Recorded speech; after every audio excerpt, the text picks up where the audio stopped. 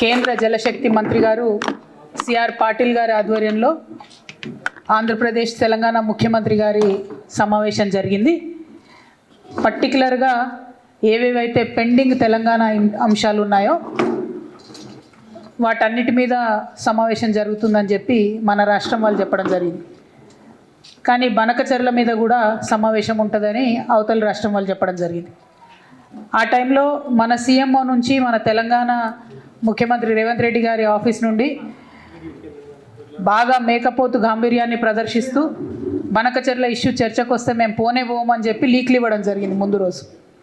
కానీ తీరా తెల్లారి చూస్తే ఏమైందో ఏమో మరి చాలా సంబరంగా ఉత్తమ్ కుమార్ రెడ్డి గారు రేవంత్ రెడ్డి గారు ఇద్దరు కూడా పోయి మరి చంద్రబాబు నాయుడు గారిని ఎదుర్కొని సన్మానం చేసి ఆ ఫోటోలు వీడియోలు చూస్తుంటే అయితే పండగ వాతావరణం కనబడ్డది. మరి అన్నీ చేసి కూర్చున్నారు. సరే మీటింగ్ పోయినాక నేను మీ అందరికీ తెలిసి ఎప్పుడు కూడా సమాచారం లేకుండా మాట్లాడను, నిర్దిష్టమైనటువంటి ఆధారాలు లేకుండా మాట్లాడను. వీళ్ళు మీటింగ్కి పోయినరు, జలశక్తి మీటింగ్కి. మొట్టమొదటి అంశమే ఎజెండాలో బనకచెర్ల జరిగింది. అక్కడ మొట్టమొదటి అంశం బనకచెర్ల ఉంటే కూడా కనీసం పౌరుషం లేకుండా, సిగ్గు లేకుండా ముఖ్యమంత్రి గారు, మన ఇరిగేషన్ శాఖ మంత్రి గారు మీటింగ్ మొత్తం కూడా కూర్చొని అప్పనంగా గోదావరి జలాలని గిఫ్ట్ లెక్క చంద్రబాబు నాయుడు గారి చేతిలో పెట్టి రిటర్న్ రావడం జరిగింది. ఎంత దారుణం అంటే ఇది, ఈ బనకచెర్ల ప్రాజెక్టు కనుక జరిగితే గోదావరి జలాలలో తెలంగాణ యొక్క హక్కులు శాశ్వతంగా హరించిపోతాయి. ఈ విషయం తెలుసు, ముఖ్యమంత్రి గారికి తెలుసు, ఉత్తమ్ కుమార్ రెడ్డి గారికి తెలుసు. అయినా అటెండ్ అయినరు, అయినా పోయి ఉల్టా సన్మానాలు చేయించుకొని దండలు వేయించుకొని నీళ్లు అప్పనంగా అప్పచెప్పి వెనక్కి రావడం జరిగింది. నిజంగా ఎంత బాధ అనిపించిందంటే ఆడ చంద్రబాబు నాయుడు గారు సన్మానం చేస్తుంటే ముఖ్యమంత్రి గారి ముఖం ఆనందంతో వెలిగిపోతున్నది. కానీ నాకైతే బలిక బక్రాన్ చూసినట్టు అనిపించింది. కానీ ఇక్కడ బలయ్యేది ఎవరు? తెలంగాణ ప్రజలు. తెలంగాణ ప్రజల యొక్క హక్కులు, గోదావరి నదీ జలాల్లో శాశ్వతంగా హక్కులు కోల్పోతాం. ఇది వాస్తవం, ఇది జరిగింది అక్కడ. ఎందుకంటే ప్రెస్ ఇన్ఫర్మేషన్ బ్యూరో తెలుగులో ఒక ప్రెస్ నోట్ ఇచ్చింది, ఇంగ్లీష్లో ఒక ప్రెస్ నోట్ ఇచ్చింది. మరి వాళ్ళు పర్టికులర్గా చెప్పడం జరిగింది, ఎజెండాలో బనకచెర్ల ఇష్యూ చర్చించినాం, పవర్ పాయింట్ ప్రజెంటేషన్ కూడా ఇచ్చినాం అన్నటువంటి అంశం ప్రెస్ ఇన్ఫర్మేషన్ బ్యూరో చెప్పడం జరిగింది. బయటకు వచ్చి ప్రెస్ మీట్ పెట్టి దారుణంగా మన ముఖ్యమంత్రి గారు బుకాయిస్తున్నాడు, ఆయన బొంకుతున్నాడు. అరే జరగనే లేదు, వాళ్ళు అడిగితే కదా మేము కట్టేది. ఎంత దారుణం ఇది! ఇంత సిగ్గులేనితనం ఉంటుందా? ఇంత ఘోరం ఉంటుందా? ఇంత అన్యాయం ఉంటుందా? జరిగింది వాస్తవంగా. అక్కడ అంతమంది సీనియర్ ఆంధ్ర ఇంజనీర్లు ఉన్నారు, ఇక్కడ సీనియర్ తెలంగాణ ఇంజనీర్లు ఉన్నారు. జరుగుతున్నటువంటి నష్టమేంది, మీరు ప్రదర్శిస్తున్నటువంటి వైఖరేంది? ఇంత నాన్ సీరియస్గా ఉండేటటువంటి ముఖ్యమంత్రికి నిజంగా మన రాష్ట్రాన్ని పరిపాలన చేసే హక్కే లేదు. ముఖ్యమంత్రి గారు తక్షణమే రాజీనామా చేయాలని ఈ సందర్భంగా నేను డిమాండ్ చేస్తూ ఉన్నాను.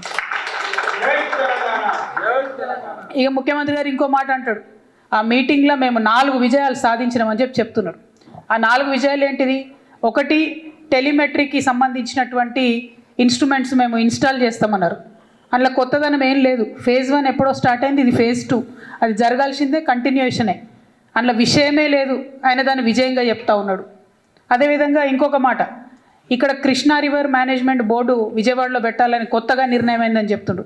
అందులో కూడా కొత్త నిర్ణయం ఏం లేదు, అది విభజన చట్టంలో ఉన్నటువంటి హామీయే.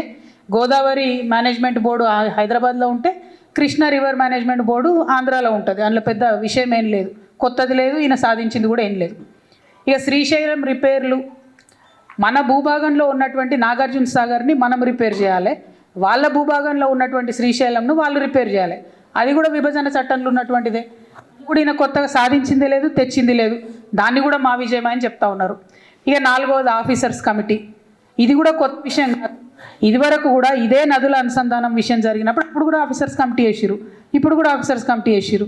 ఇప్పుడు ఆఫీసర్స్ కమిటీలో తెలంగాణ అంశాలన్నిటితో పాటు తెలంగాణకు తీవ్రంగా నష్టం చేసేటటువంటి బనకచెర్లను కూడా యాడ్ చేసిండ్రు. అది ఈయన అక్కడ దగ్గరుండి కూర్చొని చూసి సంతకం పెట్టి ఇక్కడికి వచ్చిండ్రు.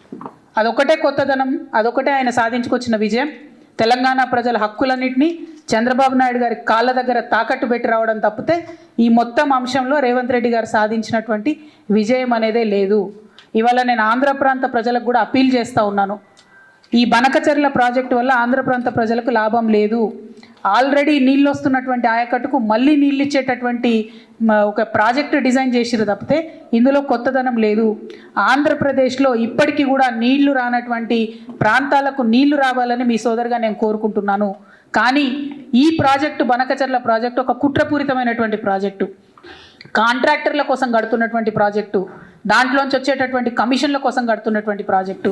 ఇవాళ నేను సవాల్ ఇస్తూ ఉన్నాను, ఖచ్చితంగా ఇదే ప్రాజెక్టు మెగా కృష్ణారెడ్డి గారికే ఇవ్వడం జరుగుతుంది. మళ్ళీ మెగా ఇంజనీరింగ్ కంపెనీ నుండి తనకు వచ్చేటటువంటి వాటా కోసం మన భవిష్యత్తుని, గోదావరి నది జలాల వాటాను మొత్తం కూడా తాకట్టు పెట్టి మన ముఖ్యమంత్రి రేవంత్ రెడ్డి గారు హైదరాబాద్ రావడం జరిగింది. మీరు చూడండి, ఇది జరగకపోతే రేపు ఈ ప్రాజెక్టు మెగా ఇంజనీరింగ్కి ఇవ్వకపోతే మీరు చూడండి. ఎందుకంటే దీని వెనుక జరుగుతున్నటువంటి కుట్ర అవగాహన ఉన్నటువంటి వ్యక్తిగా నేను చెప్తా ఉన్నాను. ఖచ్చితంగా రేపు ఇదే జరగబోతా ఉంది. ముఖ్యమంత్రి గారు అక్కడికి పోయింది మెగా కంపెనీ కోసం. మెగా కంపెనీలో 85,000 కోట్ల ప్రాజెక్టులో ఆయనకు వచ్చేటటువంటి వాటా కోసం పోయిన తప్ప ఇంకో దానికి పోలే. ఇంకొక మాట, central water commission, Godavari river management board, Polavaram project authority ఇవన్నీ కూడా Banakacherla project pre feasibility report అని ఉంటుంది, దాన్ని రిజెక్ట్ చేసినాయి. అయినా ఎందుకు పోయినరు, అయినా ఎందుకు కూర్చున్నారు? మళ్ళీ బయటకు వచ్చి ఏం చెప్తారు ముఖ్యమంత్రి గారు, ఇదంతా ఉట్టిదే, అనఫిషియల్, ఇది అనఫిషియల్ మీటింగ్ అంటారు. అసలు అనఫిషియల్ మీటింగ్ ఎందుకు? మరి అనఫిషియల్ మీటింగ్ ఇద్దరు రాష్ట్రాల ముఖ్యమంత్రులు, ఒక జలశక్తి కేంద్ర జలశక్తి మంత్రి ఉంటాడు, దానికి అఫీషియల్గా పిఐబి ఇస్తుందా రిపోర్టు? అంటే అఫీషియల్గానో అనఫీషియల్గానో మొత్తానికైతే చంద్రబాబు నాయుడు గారి ఎజెండా ఇంప్లిమెంట్ చేయడానికి పోయినరు తప్పితే ఇంకోటి కాదు అన్న విషయం ఇవాళ తెలంగాణ ప్రజలందరూ కూడా గమనించుకోవాలి. ఈయన చంద్రబాబు నాయుడు గారికి సద్ది మోస్తున్నాడు, తెలంగాణ బిడ్డలనేమో ఎండబెట్టేటటువంటి ప్రయత్నం చేస్తున్నాడు. ఈ వైఖరిని మేము తీవ్రంగా విమర్శిస్తూ ఉన్నాం. మేము తెలంగాణ జాగృతి నుండి మీ అందరికీ తెలుసు, ఇదివరకు ఉమ్మడి ఆంధ్ర రాష్ట్రంలో ఉన్నప్పుడు కూడా పోలవరం ప్రాజెక్టు మీద న్యాయ పోరాటం చేసినాం. ఇవాళ మేము చూస్తున్నాం, కాంగ్రెస్ పార్టీ తెలంగాణను ఫెయిల్ చేస్తున్నది, భారతీయ జనతా పార్టీ అయితే మాటనే మాట్లాడతలేదు. అందుకనే మాలాంటి సంస్థలు ఇప్పుడు ముందుకు రావాల్సినటువంటి అవసరం ఉన్నది. తెలంగాణ జాగృతి నుండి న్యాయ పోరాటం చేస్తాం, తప్పకుండా బనకచర్ల ప్రాజెక్టును ఆపి తీరుతామని కూడా ఈ సందర్భంగా మేము తెలియజేస్తూ ఉన్నాము. మరి తెలంగాణకు అన్యాయం జరుగుతుంటే మేకపోతు గాంభీర్యం ప్రదర్శించి ప్రజల్ని మోసం చేస్తున్నటువంటి ముఖ్యమంత్రి గారు ఖచ్చితంగా నేను రిజైన్ చేయాలని చెప్పి కోరుతా ఉన్నాను.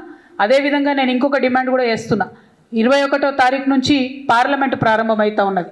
ఈ పార్లమెంటు సమావేశాలలో ఖచ్చితంగా అఖిల పక్షాన్ని తీసుకొని ముఖ్యమంత్రి గారు ఢిల్లీకి పోవాలి. ఒకటి బీసీ బిల్లు విషయం, 2 బనకచర్ల విషయం, 2 కూడా సాధించుకొని రావాలని చెప్పి ముఖ్యమంత్రి గారిని నేను డిమాండ్ చేస్తూ ఉన్నాను. మళ్ళొక్కసారి ఆంధ్ర ప్రజలకు, ఆంధ్ర ప్రాంత ప్రజలకు కూడా నేను రిక్వెస్ట్ చేస్తున్నా, ఇది కాంట్రాక్టర్ల కోసం, అవినీతి కోసం కట్టేటటువంటి ప్రాజెక్టు తప్పితే ప్రజా ప్రయోజనాల కోసం కట్టే ప్రాజెక్టు కాదు. మా ప్రాంతమైనటువంటి తుపాకులగూడెం నుంచి నదుల అనుసంధానం జరిగితే తెలంగాణ ప్రాంత ప్రజలు కూడా బాగుంటారు, ఆంధ్ర ప్రాంత ప్రజలకు కూడా వచ్చేటటువంటి హక్కుభుక్తమైనటువంటి నీళ్ళన్నీ కూడా వస్తాయి. కాబట్టి ఈ విషయంలో ఆంధ్ర ప్రాంత మేధావులు, ప్రజలు కూడా ఆలోచించాలని చెప్పి, పునరాలోచించాలని చెప్పి చంద్రబాబు నాయుడు గారిని కూడా నేను రిక్వెస్ట్ చేస్తూ, తక్షణమే బనకచర్ల ప్రాజెక్ట్ ఆపాలే. ఆపకపోతే మాత్రం మేము న్యాయ పోరాటం చేస్తాం. ఈ దేశంలో న్యాయ వ్యవస్థ మీద మాకు నమ్మకం ఉన్నది. మా ముఖ్యమంత్రి యొక్క అచేతన స్థితికి మేము చాలా బాధపడతా ఉన్నాం. ఆయన తక్షణమే రాజీనామా చేస్తే ఈ రాష్ట్రానికి మంచిదని కూడా మేము కోరుతా ఉన్నాం. ఒకటే మీటింగ్కి పోయినటువంటి ఆంధ్ర మంత్రి గారు బయటకు వచ్చేమో మేము బనకచర్ల కడుతున్నాం, బనకచర్ల మీద డిస్కషన్ అయిందని చెప్పిండు. ప్రెస్ ఇన్ఫర్మేషన్ బ్యూరో కేంద్ర ప్రభుత్వ సంస్థ ఇచ్చినటువంటి ప్రెస్ రిపోర్ట్లో కూడా, దాంట్లో కూడా బనకచర్ల మీద డిస్కషన్ అయింది, ఆఫీసర్స్ కమిటీలో ఉంటుందని చెప్తున్నారు. ఇక ముఖ్యమంత్రి గారు బయటకు వచ్చేమో డిస్కషన్ కాలే అంటున్నారు. వీరి యొక్క గత చరిత్ర మనకు తెలుసు కదా, ఆయన పెట్టుకున్న ఓట్లు, ఆయన మాట్లాడిన మాటలు, ఆయన ఎగ్గొట్టినటువంటి రైతు బంధులు, రైతు భరోసాలు, కళ్యాణ లక్ష్మిలు అన్నీ మనకు తెలిసినాయి కదా. సో ఆయన చరిత్ర తెలుసు కాబట్టి ఖచ్చితంగా మన ముఖ్యమంత్రే, మన తెలంగాణ ముఖ్యమంత్రే అబద్ధం ఆడుతున్నాడని తేట తెల్లం అయిపోయింది అలా ప్రజల ముందట. అందుకే బలంగా చెప్తా ఉన్నాం, ఆయన రాజీనామా చేయాలి, ఆయనకు పదవిలో కొనసాగేటటువంటి అర్హతనే లేదు. ఇప్పుడు ముఖ్యమంత్రి గారిని మేము డిమాండ్ చేస్తున్నాం, ఆయన అఖిలపక్షం తీసుకొని పోవాలి. ఆయన తీసుకొని పోకపోతే ఢిల్లీకి నేను ఖచ్చితంగా మాకు సహకరించి తోడుగా వచ్చే సంఘాలన్నింటినీ, పార్టీలన్నింటినీ కూడా తీసుకొని కూడా వెళ్తాం. అందులో మోమాటం ఏం లేదు. ఎందుకంటే తెలంగాణ ప్రజల హక్కుల కోసం రాష్ట్ర ముఖ్యమంత్రిగా ఆయన తన బాధ్యతను మర్చిపోవచ్చు, కానీ మేము మర్చిపోలేదు. తెలంగాణ జాగృతిగా న్యాయ పోరాటం చేస్తాం. అవసరమైతే ఢిల్లీ బేస్డ్గా కూడా ఆందోళనకు కూడా రూపకల్పన చేస్తాం. ఈశ్వరన్న తను స్వయంగా తను బొగ్గుగని కార్మికుడు, చాలా సీనియర్ నాయకుడు. మా జగిత్యాల జిల్లాకు కూడా మేము ఆయనను పెద్దనగా పిలుచుకుంటాం. అటువంటి నాయకుడికి ఇన్ఛార్జ్ ఇవ్వడం డెఫినెట్గా తెలంగాణ బొగ్గుగని కార్మిక సంఘం మంచిగా పనిచేస్తుందని చేయాలని కూడా కోరుకుంటున్నాం. ఇక సీఎం గారి మాటలు ఏడ నమ్ముతామే మనం? ఆయన మీటింగ్లో ఉండి కూర్చొని మీటింగ్ కాలేదని చెప్తున్నాడు, బనకచెర్ల ఇష్యూ డిస్కషన్కే రాలేదని చెప్తున్నాడు. తను చెప్పే మాటలకు శాంక్టిటీ ఏముంది చెప్పండి? ఎంత దారుణంగా మాట్లాడుతున్నారు, ఎంత దారుణంగా అబద్ధాలు ఆడుతున్నారు. కేసీఆర్ గారి హయాంలో ఈ డిస్కషన్ రాలేదు, వచ్చిందే ఇప్పుడు. రాచమార్గం వేసింది అయినా, రెడ్ కార్పెట్ వేసింది అయినా. ఆయన ఇప్పటికి మాట చెప్తారు కదా ముఖ్యమంత్రి గారు, నా స్కూల్ బీజేపీలో అయింది, నా కాలేజ్ టీడీపీలో అయింది, నా ఉద్యోగం కాంగ్రెస్లో అని. ఇంకా కూడా ఆయన కాలేజ్ స్టూడెంటే అనుకుంటున్నాడు. అందుకనే టీడీపీకి చంద్రబాబు నాయుడుకే కట్టుబడి ఉన్నాడు ఇప్పటికి కూడా.